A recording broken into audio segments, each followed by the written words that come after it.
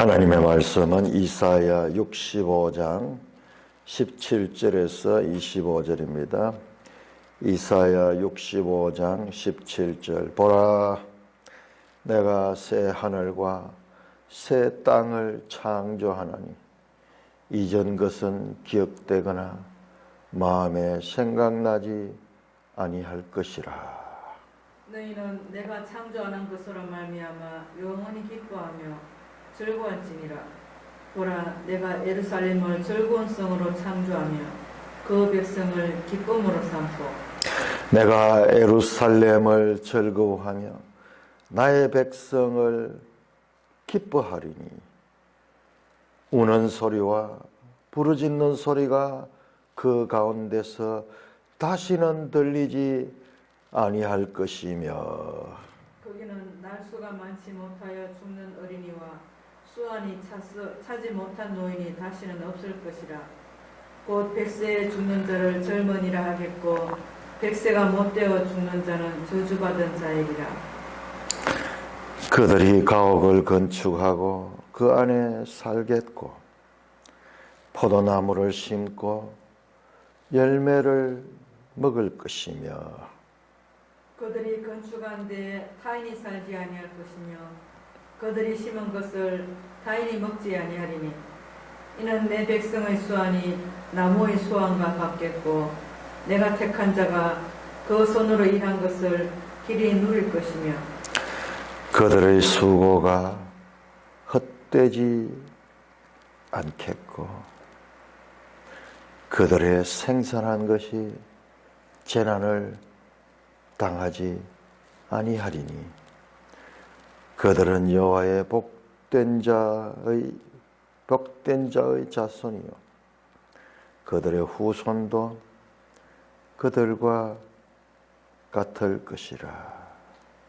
그들이 부르기 전에 내가 응답하겠고 그들이 말을 마치기 전에 내가 들을 것이며 이리와 어린 양이 함께 먹을 것이며 사자가 소처럼 짚을 먹을 것이며 뱀은 흙을 양식으로 삼을 것이니 나의 성산에서는 해함도 없겠고 상함도 없으리라. 여호와께서 말씀하시니라. 오 하나님 아버지, 은혜를 감사합니다.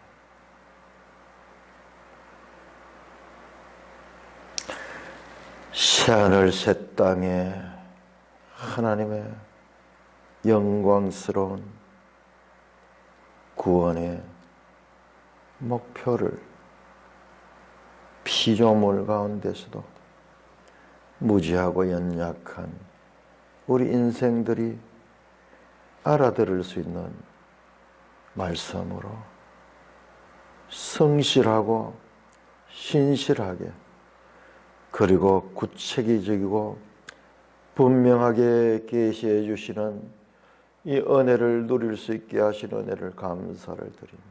모든 것이 하나님의 은혜임을 감사하며 예수님 이름으로 기도드리옵나이다.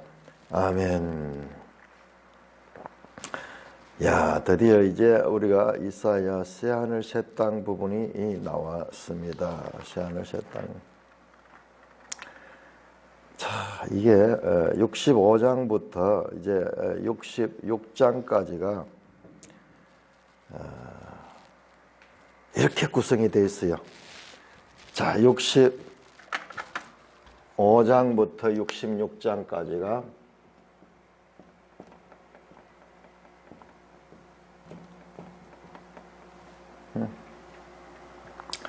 첫째, 심판과 회복. 그 다음에 이건 A라고 합시다. A. B는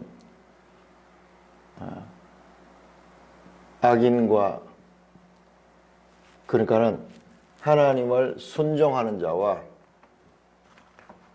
너희, 나의 종과 너희, 그랬죠. 나의 종과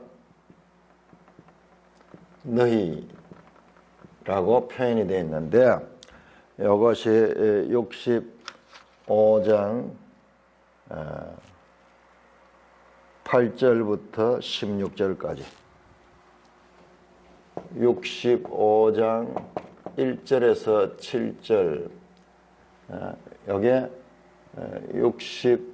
65장 8절에서 마지막 절까지 16절입니까? 8절에서 그렇네요. 16절까지. 자, 나의 종은 누구냐 그러면은 하나님의 백성이에요.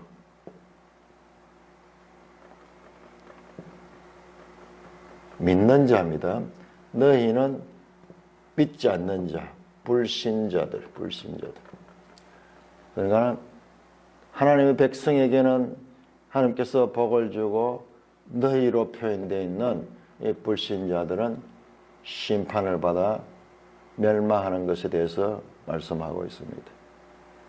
자, 끝에 가면은 A 다시 되면은 다시 마지막 심판과 회복에 관한 메시지가 주어집니다. 66장 15에서 24절까지 그 다음에 B와 굳어서 B 다시로서 다시 악인과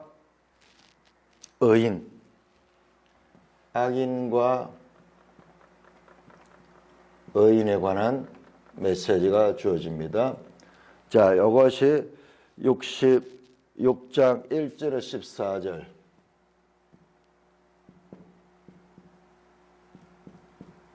이렇게 됐어요. 요 중간에 새 하늘 새 땅이 나옵니다. 65장 17절에서 오늘 본문이죠. 25절까지 17절에서 25절까지 이런 정도는 머리에 탁 암기를 해놔야 되는데 이사야서를 한 번 더 설교를 하게 되면 내가 이걸 다 암기할 수 있을 것 같아요. 그러니까 우리가 봤을 때 좀 두서없이 되어 있는 것 같아요. 갑자기 새하늘 새 땅이 끝에 안 나오고 중간에 나오고 다시 또 이게 나오거든요. 이 구조예요. 이 소위 교차대구조. 교차대구. A와 A 다시 B와 B 다시 그리고 그 중앙에 여기에 가장 중요한 것이 놓여 있는 거예요. 이 구조를 알면 성경의 구조를 아는 것이 중요해요. 요거는 가장 어려운 거예요. 가장 어려운. 성경 내용을 우리가 자세히 알게 되면 이 구조가 이제 보이는 거예요. 그러니까 우리가 봤을 적에 성경에 했던 말 또 하고 했던 말 또 하고 했던 말 또 하고 했던 말 또 하잖아요. 그러면서 그냥 중원 부원이 아니라 그 중간에 가장 본질적인 그와 같은 하나님의 뜻을 그 속에 품고 있어요. 우리 신체 구조하고 비슷하니까 우리 신체 구조하고 비슷하게 그렇게 되어 있으며 이게 하나님의 말씀의 질서가 있어. 하나님의 말씀의 질서. 그냥 우리 세상의 질서로 보면은 A, B, C, D, E 이렇게 순서대로 나갈 것 같지만 이 하나님의 말씀은 그 구조가 아니에요. 그러니까 이 전체를 봐야지 이것이 확실하게 이해가 돼요. 65장, 66장 그 가운데서도요 65장 17절에서 25절도 이것을 또 나눌 수가 있는데 예루살렘 부분이 있고 그 다음에 나의 성산이 있어. 나의 성산 같은 말입니다. 하나님의 성산이 예루살렘입니다. 예루살렘이 있고 이것은 즐거움과 기쁨이 있는 곳이고 이것이 바로 새하늘 새 땅이고 여기가 하나님의 통치가 이루어지는 거예요. 이것은 새하늘 새 땅이고 여기는 그 안에서 이루어진 통치, 백성들과 하나님이 소통이 되는 거예요. 구하지 않아도 하나님 다 알고 있는 거예요. 다 아시고 뭐 원래 다 아셨죠. 그러니까는 구하지 않아도 하나님이 다 이루어 주시는 그 상태예요. 과거에는 구해야지 하나님께서 구하고 또 구하고 또 구할 때 이루어졌는데 이제는 그런 것이 없어요. 그냥 구하기 전에 하나님께서 성취하십니다. 소통이 완벽한 소통. 예루살렘에서 나의 성산에서 예루살렘이 나의 성산을 이게 동일한 거라는 것을 알게 돼요. 그러니까 새하늘 새 땅에 성경이 전부 이렇게 구조로 정교한 구조로 되어 있는데 이것을 보기까지는 우리가 엄청나게 성경을 봐야 돼요. 믿음으로 봐야 돼요. 믿음으로 보고 이 성경이 하나님의 말씀이라는 믿음을 가지고 이것을 계속 그 믿음으로 말씀을 대하면 하나님께서 이걸 보여줘요. 뿐만 아니라 이게 뭐예요? 이게 또한 이 전체가 요한계시록과 또 연결되죠. 어마어마한 구조와 구조들이 엮여서 이 하나님의 말씀을 이루하고 있는 엄청난 하나님의 지혜 속에 이 성경이 기록되어 있다는 것을 알게 되는 거예요. 그냥 잘 모르는 사람이 보면은 왜 자칫 또 했던 말 또 하고 또 했던 말 또 하고 늘 뭐 그런가. 그리고 그거를 무시해버리면은 더 이상 발전하지 못해요. 그럼에도 불구하고 내가 잘 모를 거야. 겸비한 마음을 가지고 창조주 하나님의 지혜를 믿는 믿음으로 가면은 이와 같은 성경 이해의 극치가 이 구조 파악이 되는 거예요. 구조 파악이.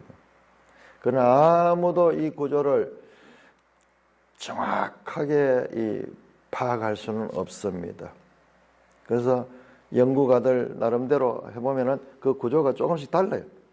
틀린 것이 아니라 그 나름대로, 그 사람의 나름대로 신실하게 봤는 거예요. 그렇게 그럼에도 불구하고 공통점은 가지고 있습니다.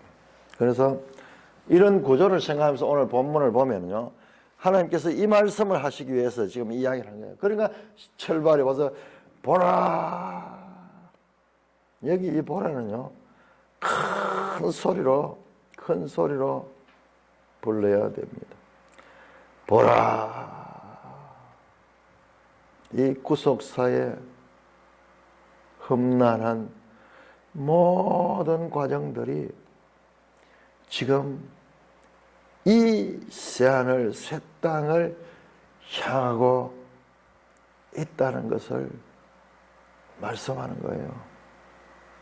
큰 소리로 말씀해요. 보라, 힘내.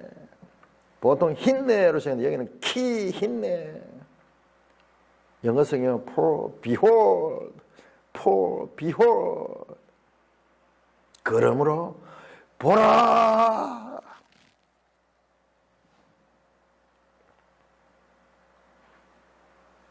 내가 새하늘 새 땅을 창조한다. 주어가 1인칭 나로 등장합니다. 하나님이 직접 선포하시는 거죠. 하나님의 주권적 역사입니다. 뭐 하느냐? 새 하늘과 새 땅을 창조한다. 이전 것은 기억되거나 마음에 생각나지 아니할 것이다. 이전 것이 뭡니까? 이전 것은 바로 창세기 1장에서 창조하셨던 우리가 살고 있는 이 세상, 원래 이 세상은 이런 상태로 창조되지 않아서 완벽하게 창조됐는데, 그러나 하나님이 창조한 이 세상에 죄가 들어와서 모든 피조계에 오염이 되어버렸어. 부패됐다 하는 표현이 기가 막힌 표현이에요. 이전 것. 이것을 요한계시록은 처음 것이라 그러면 처음 것. 지금 이 세상은 처음 세상이고 이 세상이 탁 씻어지고 이 세상이 두루마리가 말리듯이 쫙 말려지면서 이제 새하늘 새 땅이 등장할 것이다.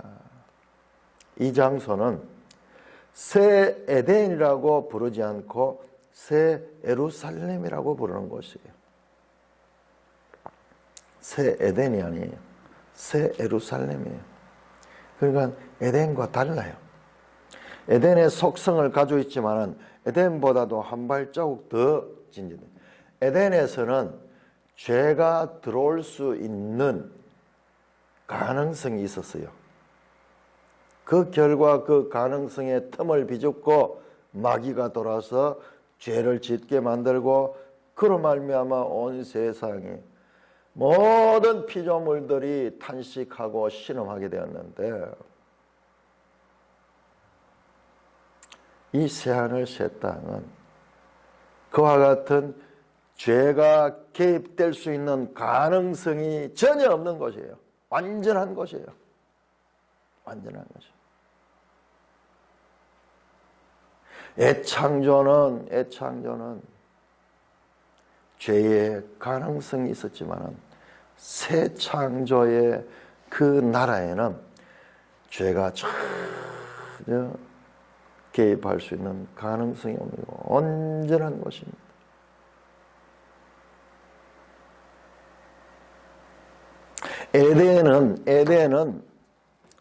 에덴은 기쁨의 동산입니다. 기쁨, 희락의 동산, 기쁨, 에덴이라는 말 자체가 그와 같은 뜻을 가지고 있는데 이 땅에는 기쁨이 없어졌습니다. 죄로 말미암아 기쁨이 없어졌어요. 이 땅에도 좋은 즐거운 것도 많잖아요. 이 땅에서도 성공하면 기쁘고 이 땅에서도 좋은 집을 사면 기쁘고 좋은 장소에 여행을 가면 기쁘고 기쁨이 많은데 왜 기쁨이 없다 그러냐. 그 기쁨은 기쁨의 축에도 안 들어가는 거예요. 죄로 오염된 가운데서 느끼는 그와 같은 기쁨이요. 뭐라 그럴까요? 완전히 오염되어 있는 그 가운데서 숨을 쉬는 정도. 한 번도 온전한 맑은 공기를 마시지 못했는 사람에게는 기쁨이 되지만 참 기쁨을 본 자들은 그 기쁨이 아니에요. 늘 사망이 있죠. 늘 죄악이 넘치고 있죠. 서로 다툼과 전쟁이 있죠. 끊임없이 투쟁과 다툼다. 마침내 다 죽어갑니다. 집에서 기르고 있던 귀한 동물들도 죽음이라는 근본적이고 본질적인 모든 이 땅의 피조물들은 죽음에 이르는 병에 걸린 채 그 가운데서도 때로는 맛있는 것을 먹고 때로는 잠시 즐거워하는 그 정도지. 근본적으로는 죽음에 이르는 심각한 병을 가지고 사는 땅이에요. 이 땅이 그럼에도 불구하고 살만한 곳이라고 여기는 사람들에게는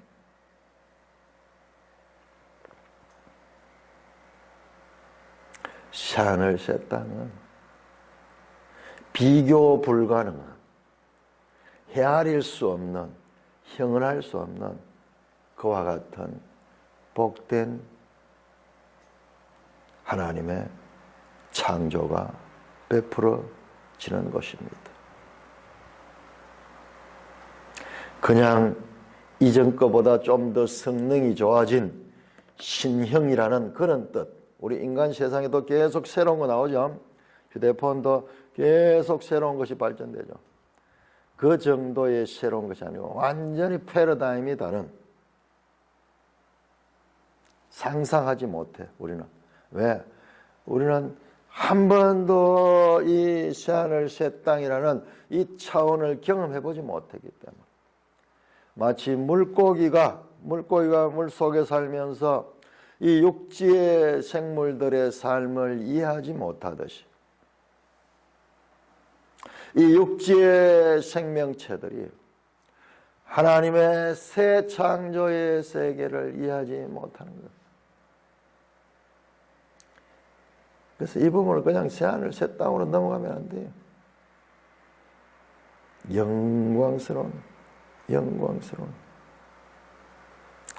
요한계시록 21장 1절에 이 말씀이 나옵니다.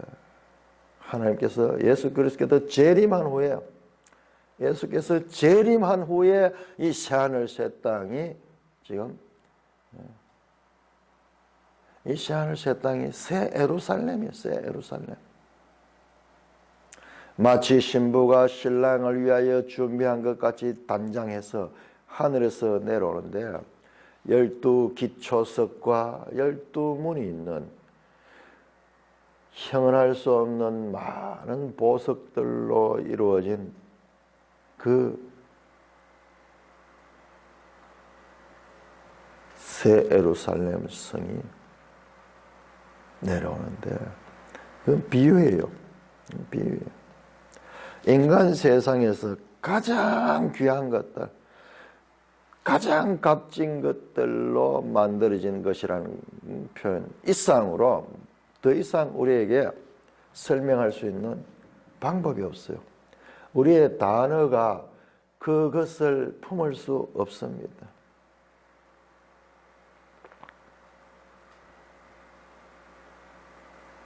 원래 하나님이 창조한 이 땅과 이 하늘도 기쁨의 장소였습니다. 에덴 기쁨의 장소.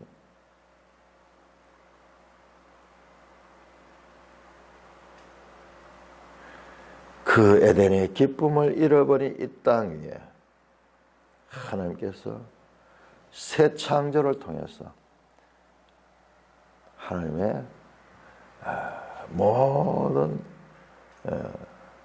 구속사의 완성을 보여주면서, 성경 모든 이야기는 지금 이 말씀으로, 이 말씀을 향하여, 궁극적인 목표는 바로 이 새하늘 새 땅입니다. 이 새하늘 새 땅의 창조의 맛을 보면은요, 이전 것은 기억되거나 마음에 생각나지 않으면 완전히 잊어버려. 뭐라고 비유할까요? 그리고 옛날에 늘 이렇게 집에서 석유 호롱불 같은 거 켜고, 석유가 있으니까 호롱불을 켰지, 그 이전에 뭐로 켰겠어요? 아니, 그 이전에는 밤에 켤 게 없었을 거예요. 그러니까 반딧불이 가지고 무슨 한다, 그런 이야기 나오지. 밤이 되면은 불이 없어. 아주 부잣집이나 이런 데는 무슨 그것도 조선시대지. 후기에 무슨 석유라든지 이런 게 있을 때지. 그 이전에는 뭐로 밤에 불을 켰을까요? 초 같은 거 이런 것도 아마 훨씬 후에 나왔을 거예요. 밤이 되면 깜깜했을 거예요. 그 호롱불을 켜다가 백열등 전기가 돌아설 적에, 60년대 전기가 돌아설 적에 착 켜니까는 새로운 세상이에요. 새로운 세상. 온 방이 밝은 새로운 세상. 그러다가 조금 더 지나서 이제 형광등이 오니까는 완전히 밝아집니다. 과거의 것은 기억되거나 생각나지 않으면 그건 안 찾습니다. 아무도 안 찾습니다. 생산하지도 않습니다.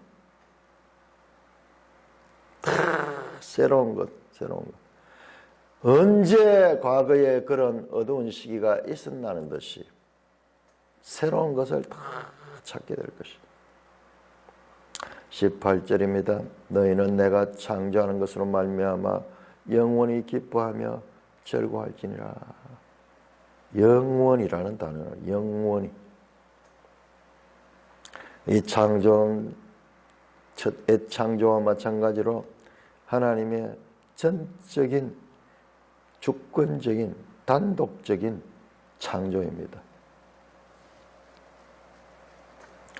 영원히 기뻐하고 즐거워할지니라. 영원히. 지난번 창조는 영원히 기쁨이 없었습니다. 일시적으로 있다가 인류의 조상이 범죄함으로 말미암아 그 기쁨을 상실해 버렸는데 영원히 기뻐하며 즐거워하게 됩니다. 내가 예루살렘을 즐거운 성으로 창조하며 그 백성을 기쁨으로 삼고 내가 예루살렘을 즐거워하며 나의 백성을 기뻐하리니. 즐거움과 기쁨, 즐거움과 기쁨, 즐거움과 기쁨. 6번에 걸쳐가지고 즐거움과 기쁨이 짝을 이루며 나타납니다. 헬라에서 기쁨이라는 단어가 재미있어요.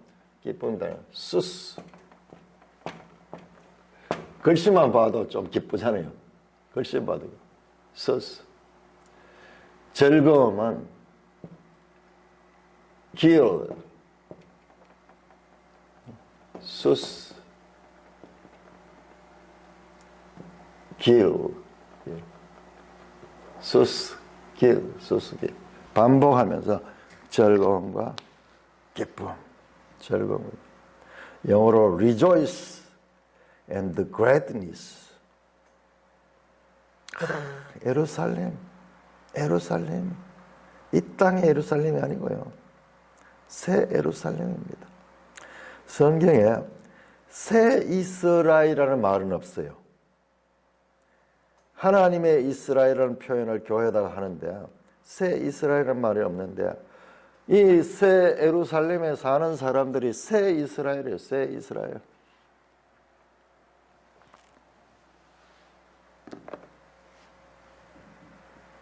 예루살렘을 즐거운 성으로 창조하며 그 백성을, 그 예루살렘 성에 사는 이스라엘이죠. 새 예루살렘, 이 예루살렘은 새 예루살렘이고 여기 사는 백성들은 새 이스라엘이에요. 새 이스라엘. 내가 예루살렘을 즐거워 나의 백성을 기뻐한다. 하나님. 그러므로 우는 소리와 부르짖는 것 소리가 그 가운데서 다시는 들리지 않을 거야. No more cry, 우는 소리, 그리고 고통 가운데 부르짖는 소리. 새 창조된 상태를 말합니다. 새 창조의 상태는 기쁨과 즐거움으로 가득 차고 슬픔과 고통이 없는 곳입니다. 뿐만 아니라 그 새 예루살렘은 날수가 많지 못하여 죽는 어린이와 수완이 차지 못한 노인이 다시는 없을 것이라. 이 죽음의 문제에 있어가지고 이전과 완전히 다릅니다. No more. 이전에 이 땅에서 울고 애통하며 슬퍼하며 통곡하던 소리가 없어지듯이 죽음의 소리도 없어진다 그럽니다. 100세에 죽는 자를 젊은이라 했고 100세가 못 되어 죽는 자는 저주로. 그래도 죽네. 100세가 되어가지고 죽네. 100세가 못 되어 죽는 자는 저주받는 자. 이거는요, 죽는다는 뜻이 아니고 문자적으로 해석하면 안 돼요. 이건 수사학적인 해석이에요. 그만큼 여기에는 생명이 영원하다는 것을 나타내는 긴 생명. 우리가 영원이라는 말을 이해를 못하거든요. 우리는 영원이라는 말은 뭐냐? 긴 시간으로 생각하기 때문에 이 영원을 긴 시간으로 생각, 그건 잘못된 거예요. 시간이 아니에요. 시간 차원이 아닌 것이 영혼이에요. 시간에서 영원으로 편입하는 것이 우리의 구원이에요. 그 차원이 아니에요. 그런데 영혼을 경험하지 못하니 우리에게 영혼을 설명해서는 장수한다 하는 것, 그 이상으로 설명하지 못하는 거예요. 신명기 30장 20절에 보면요, 그 백성이 장수한다. 우리 한번 찾아봅시다. 왜? 신명기 아주 중요했기 때문에. 신명기 30장은 보면 볼수록 너무나 중요합니다. 신명기 30장에 모든 게 다 나와 있어요. 신명기 30장 20절 보시면은 네 하나님 여호와를 사랑하고 그의 말씀을 청종하며 그를 의지하라. 하나님을 선택하는 자, 그는 너의 생명이시다. 너의 장수시니, 이게 장수, 수명이 길다는 말이에요. 그게 생명이고 긴 생명이다. 이거 이제 이렇게밖에 표현하는 거예요. 여기하고 마찬가지예요, 지금. 100세에 죽는 자를 젊어놨고 100세가 못되어 죽는 자는 저주받은 자라 할 것이다. 이것은 죽음이 없다는 말이에요. 자, 그걸 우리가 어떻게 알 수 있느냐? 요한계시록 21장 4절에서 말합니다. 다시 사망이 없으며, 다시 사망이 없다는 말로 구약은 신약을 통하여 바르게 해석되는 거예요. 구약은 신약의 내용들이 암시되어 있고, 이 암시된 것이 확 밝아지는 것은 신약을 통했습니다. 다시는 사망이 없고 애통하는 것이나 슬픈 것이나 병든 것이나 눈물 흘릴 것이 없는 것이 계시록 21장 4절에 나타나는 새하늘 새 땅이에요. 새하늘 새 땅. 그러므로 이것은 확실합니다. 이 해석은 확실한 해석이에요. 왜 사망이 없느냐? 사망의 원인은 죄입니다. 죄가 없어지니까는 따라서 사망도 없어지는 거야. 그는 뭐냐? 이 새하늘 새 땅은 의밖에 없어. 의. 체데크밖에 없어요. 라이토스니스.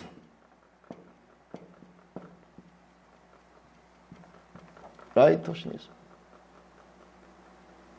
죄가 없는 거, 죄가 없는 거. 죄가. 에덴의 원래 상태. 범죄하기 전에 에덴의 원래 상태.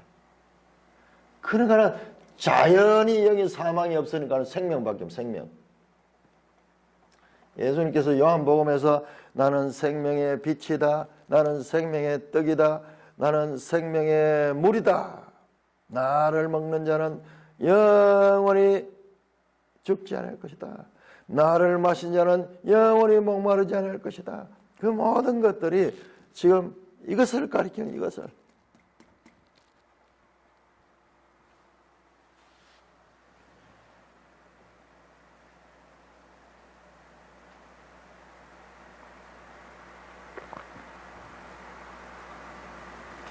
자, 60장 17절부터 한번 보세요.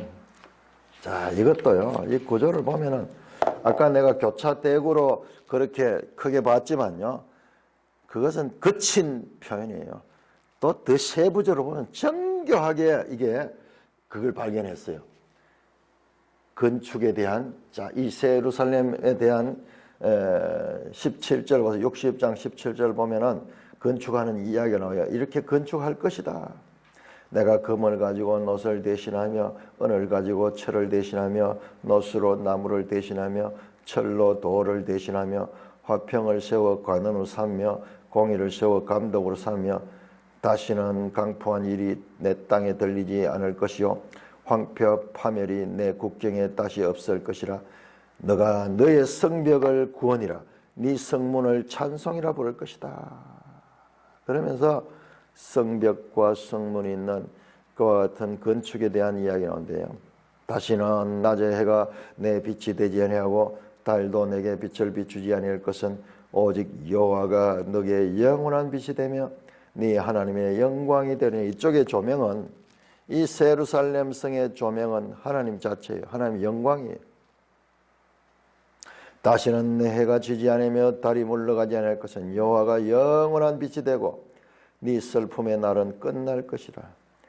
네 백성이 다 의롭게 되어 보세요. 의롭게 되고, 그리고 이거는 영원이기 때문에 이 의로운 것은 영원한 생명, 영생이, 영성, 영원. 이것은 시간이 아니에요. 시간이 아니고 영원한 차원입니다. 그들은 내가 심은 가지와 내가 손으로 만들어서 나의 영광을 나타낼 것이요. 그 작은 자가 천명을 일으켜 그 약한 자가 강국을 이루라. 때가 되면 여호와가 속히 이루라. 여기도 작은 자가 전쟁을 해가 천명을 이루고 약한 자가 강국을 이루가, 이게 문자적인 것이 아니라 그만큼 여기는 완전하다는 거, 완전하다. 다시는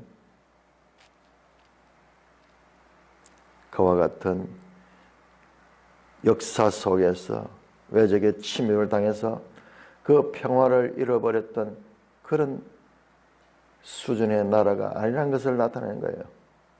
자, 우리 신명기 32장 보세요. 신명기 30장 중요하죠. 32장에도 이 내용이 나오는 것 같아요. 우리가 지금 이거를 한번 좀 더 연구를 하면 이게 연결될 것 같아요. 32장 신명기, 아주 중요한 게 신명기 29장부터인데 우리가 앞쪽은 열심히 공부하면서 중요한 건 빼버려요. 자, 신명기 32장 30절 보시면 32장 30절. 자기들의 종파로 그들이 반석이 그들을 팔지 아니했고 여호와께서 그들을 내주지 아니하셨더라면 어찌 하나가 천을 쫓으며 둘이 만을 도망하게 하겠느냐. 하나가 천을 쫓아내고 둘이 만을 도망하게 하는, 그러니까 아무도 침범할 수 없는 그와 같은 나라에 대한 말씀이 나오는데 아마 이 이사야 본문과도 연결될 거예요. 자, 이렇게 하나님께서 시온의 완전한 영광, 시온이 예루살렘이죠. 그것에 대한 계획을 가져 내가 이룰 것이다 그랬는데 여기는 이루어졌는 거예요. 이루어져요. 오늘 본문에서는 오늘 본문 65장 17절에서 25절은 그 새 예루살렘 성이 이루어졌는 거예요. 내가 또 하나 발견했는데 앞에서 보면은 거룩한 전사이신 이 하나님이 스스로 띠를 띠고 그 다음에 머리에 투구를 쓰고 갑옷을 입고 속옷을 입고 겉옷을 입고 무장하면서 나오는 장면이 나왔잖아요. 전쟁 준비하는 장면. 그런데 63장 그게 59장 후반절에 그 내용이 나와요. 전쟁을 하기 위해서 투구를 쓰고 그 다음에 갑옷을 입고 속옷을 입고 겉옷을 입고 이제 적을 향해서 나아가는 장면이 탁 나왔다가 63장에 보면은 옷에 피 묻은 옷을 입고 완전히 원수들을 멸망시키고 개선장군으로 돌아오는 거룩한 전사의 모습.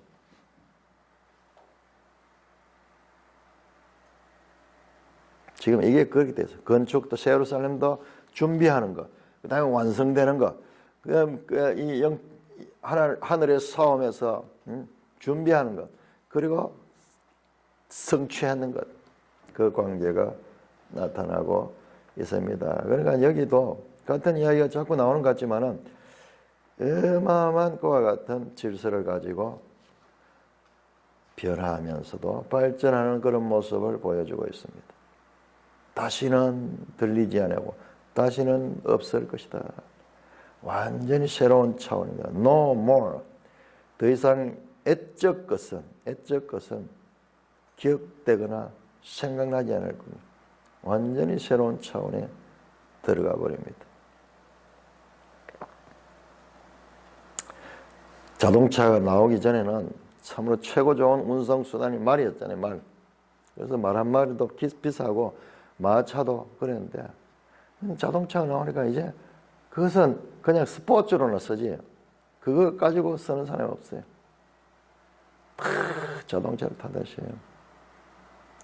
이전 것은 기억되거나 마음에 생각나지 않는 그 시대가 오는 거예요. 21절 그들이 가옥을 건축하고 그 안에 살겠고 포도나무를 심고 열매를 먹을 것이며 그들이 건축한 데서 타인이 살지 않을 것이며 그들이 심은 것은 타인이 먹지 아니하니 이는 내 백성의 수완이 나무의 수완과 같겠고 내가 택한 자가 그 손으로 일한 것을 길이 누를 것이며 그들의 수고가 헛되지 않겠고 그들이 생산한 것이 재난을 당하지 아니하니 그들은 여호와의 복된 자식이요 그들의 후손도 그들과 같을 것이다. 자, 이게 갑자기 참 이 예루살렘이 이렇게 즐겁고 기쁜 곳이라 그러면서 너무나 평범한 이야기야. 집을 짓고 자기가 거기에 살고 포도나무를 심고 그 열매를 먹고 자기들이 건축했는데 건축은 내가 하고 딴 사람이 와서 내 건축에는 빼앗아가지고 내가 농사는 지었는데 딴 사람이 와서 내 농사에 있는 거 다 빼앗아가는 그런 상태가 아닌 것을 말합니다. 자, 이것은요. 자, 신명기 28장 보세요. 신명기 28장. 우리가 앞에서 또 발견했지만은 하나님의 말씀 안에서 요 답들이 다 있어요. 말씀 안에서 답들이 다 있어요. 신명기 28장은 1절에서 15절까지는 말씀에 순종하면 복을 받는 것, 그리고 15절에서 68절까지는 불순종했을 적에 당하게 되는 그와 같은 재앙을 가리키는 것인데요. 거기에 보면 이 내용들이 나와요. 그 내용을 보시면은 농사는 내가 짓고 적군이 와서 이 열매를 다 취해버리고 집은 내가 짓고 집 짓는 게 얼마나 힘듭니까? 얼마나 많아요. 그런데 외적이 돌아와 침입해가지고 그것을 다 무너뜨리거나 자기들이 차지해버리거나 이게 뭐냐? 이게 바로 전쟁입니다. 전쟁. 이 땅에 30절 보세요. 신명기 28장 3절 내가 여자와 약혼하여서는 다른 사람이 그 여자와 동침할 것이요 집을 건축하였으나 거기에 거주하지 못할 것이요 포도원을 심었으나 네가 그 열매를 따지 못하고 네 소를 네 목전에 잡았으나 네가 먹지 못할 것이며 네 나귀를 네 목전에서 빼앗겨도 도로 찾지 못할 것이며 내 양을 원수에게 빼앗길 것은 너를 도와줄 자가 없고 내 자녀를 다른 민족에게 빼앗기고 종일 생각하고 찾음으로 눈이 피곤하여지나 네 손에 힘이 없고 네 토지의 소산과 네 쑥으로 얻은 것을 네가 알지 못하는 민족이 먹겠고 너는 항상 압제와 학대를 받을 뿐이니 이게 뭐예요? 불순종에 의한 저주였잖아요. 그런데 이 말씀은 뭐예요? 이것이 없잖아요. 하나님께 순종하는 거예요. 순종하는 거예요.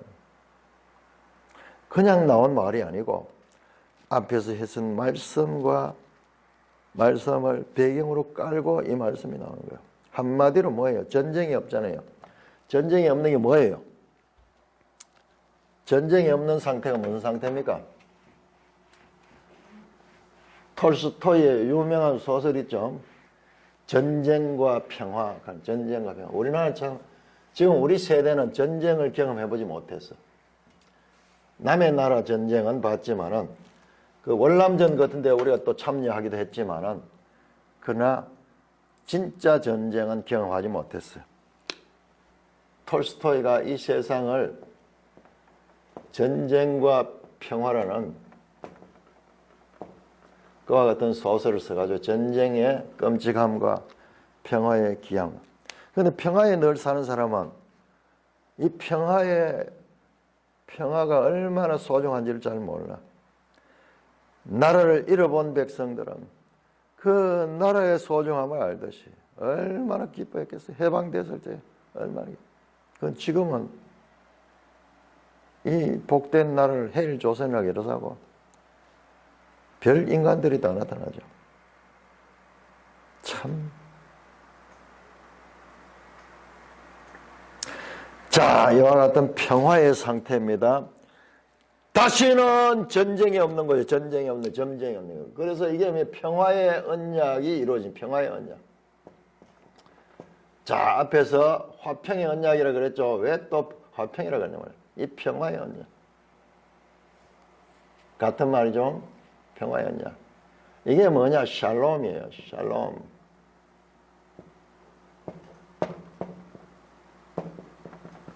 이게 늘 유대인들이 인사하는 샬롬이 샬롬.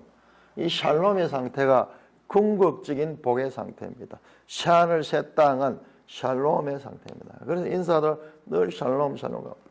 우리말로 안녕이라고 번역되는데 안녕이라고 번역되는데 놀랍죠. 우리 인사도 궁극적인 새하늘 새 땅에서 이루어질 그와 같은 평화를 지금 우리도 모르게 입으로 담고 있는 거예요. 안녕하십니까?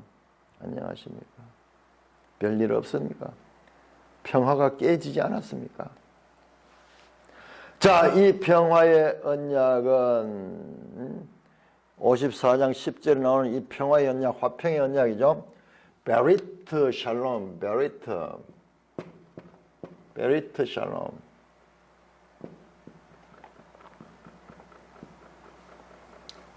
이 평화의 언약을 이룬 사람이 누구냐? 이게 누구냐? 사르 샬롬. 평화의 왕이에요. 평화의 왕. 이 평화의 왕이 이 샬롬을 가져옵니다. 이 평화의 왕이 누구냐? 이사야 9장 보겠습니다. 이사야 9장.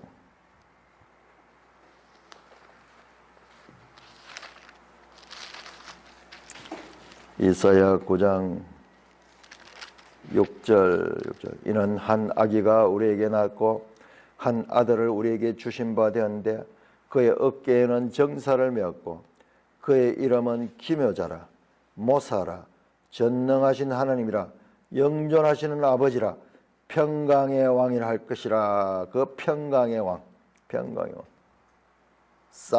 샬롬. 이 평강의 왕이 이 평화의 나라 하나님의 화평의 언약을 이루게 하시는 것입니다.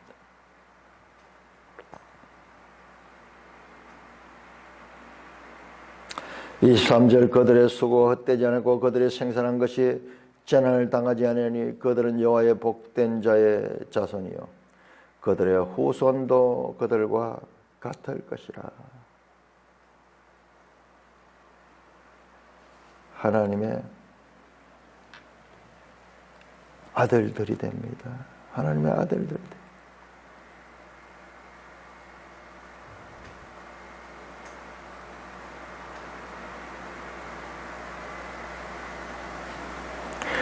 내 백성이라 그럽니다.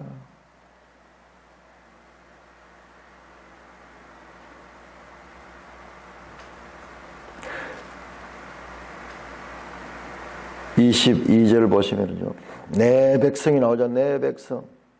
내 백성이 누구냐? 22절 후반절에 내가 택한 자예요. 내가 택한 자. 하나님의 백성은 누구냐? 내 백성.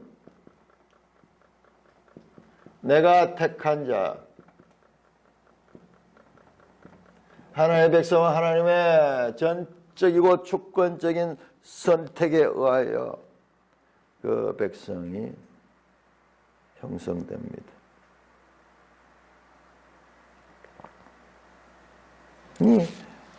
이 누구냐? 이게 새 이스라엘.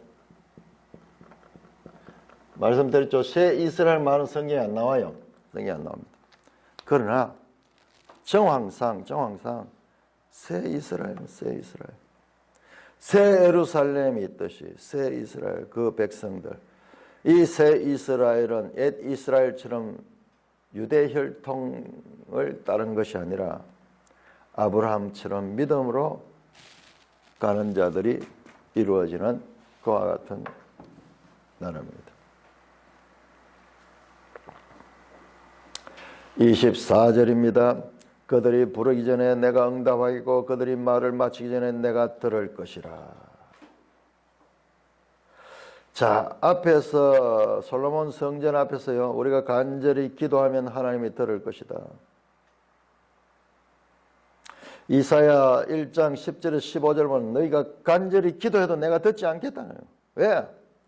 너희가 행위는 완전 세상 사람들 똑같이 하면서 제사만 드리는 그런 기도는 나는 싫어한다, 듣지 않겠다 그랬는데, 그런데 이제 새하늘 새 땅은 그들이 부르기 전에 하나님이 응답하고 그들이 말을 마치기 전에 내가 들을 것이라. 백성의 탄원이나 소원의 기도가 하나님을 불러내는 것이 아니라 오히려 그러한 문제가 없는 곳이 되기 때문에 이런 탄식이나 소원의 기도가 필요 없는 것이에요.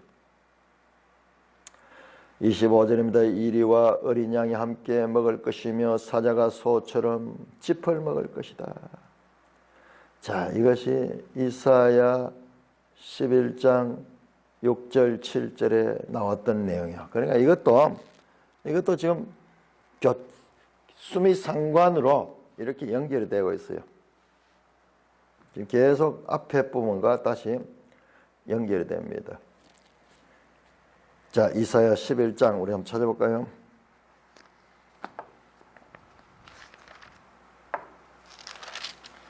이사야 11장 6절 그때 이리가 어린 양과 함께 살며 포뱀의 얼음 염소와 함께 누우며 송아지와 어린 사자와 살찐 짐승 함께해서 어린아이에게 끌리며 암소와 곰이 함께 먹으며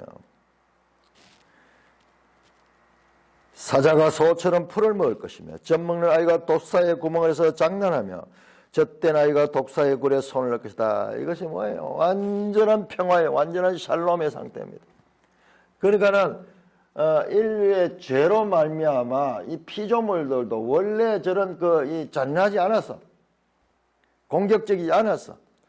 평화스럽게 창조됐는데 인간이 죄를 짓고 난 다음에 온 피조물들의 그 죄가 오염이 되어버렸습니다.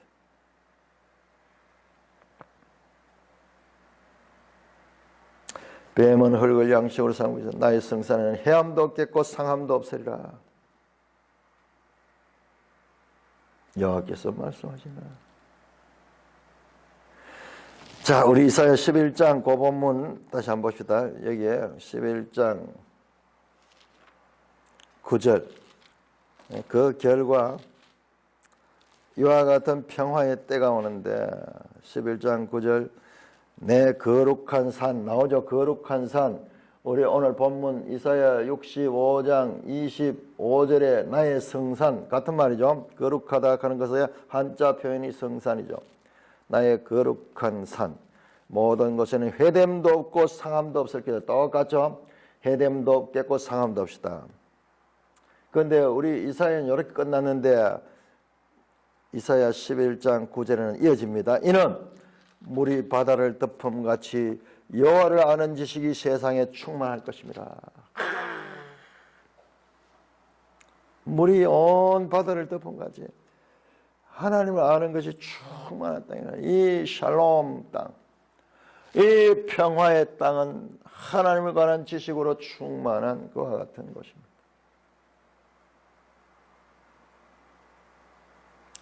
하나님이 통치하시는 의로운 메시아 왕국을 미리 보여주십니다. 그 나라는 하나님의 평화가 실현되는 것입니다. 자, 마지막 정리합니다. 오늘 본문 아니라 이사야 전체 정리를 할 수 있습니다. 이야, 이사야 전체 정리가 우리 앞으로 조금 더 남았지만은 한 이틀 남았지만은 정리가 돼요. 첫째, 이사야 전체 정리는 영원한 언약이요.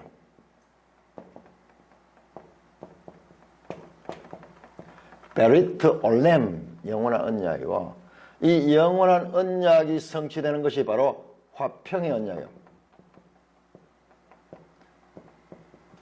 그대로 이루어졌잖아요.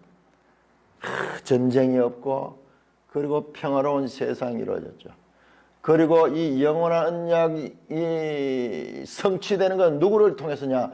다윗 언약을 통해서. 다윗 언약. 제가 2주 전에 이 주제를 가지고 영원한 언약을 가지면 이 세 가지를 이야기했는데 모든 게 여기에 집약이 돼. 여기 때 집약이 돼.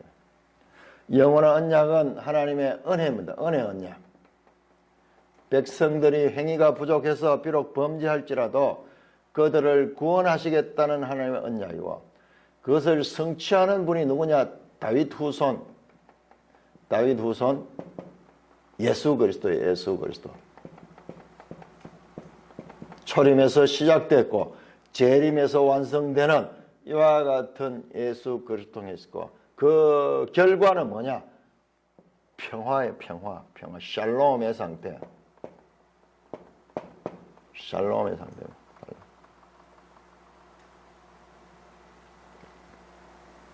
범죄한 이 땅에 그로 말미암아 평화가 깨져 버렸어.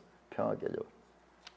그래도 우리는 전쟁 안 하면 평화 시대다 이렇게 하는데 이건 진정한 평화 아니에요. 늘 전쟁과 다툼과 투쟁이 있는 가운데 우리 대한민국에도 전부 서로 의견이 나눠가지고 서로 적대시되는 이런 세상이 아니에요. 여호와를 아는 지식이 물이 바다를 덮음같이 온전히 알고 오직 그 하나님 한 분을 섬기고 그리고 하나님의 말씀을 따라 살아가기 때문에 거기는 평화의 언약, 평화의 언약.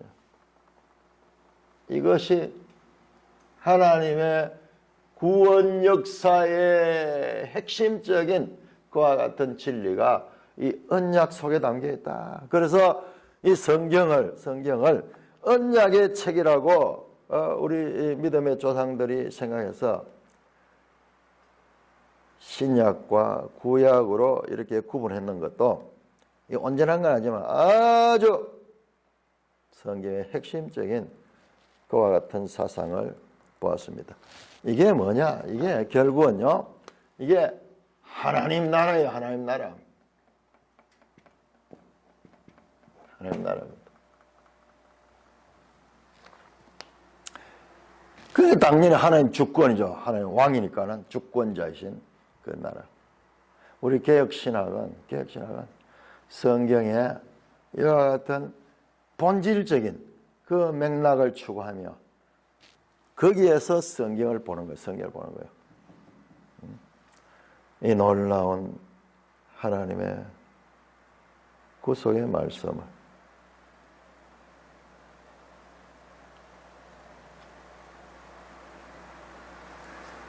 하나님께서 우리에게 기록해 주시고 있다. 이와 같은 소망을 가지고 이 땅에서부터 소망 있는 백성으로 살아가는 저와 여러분 되기를 주님의 이름으로 축원합니다. 찬송가 177장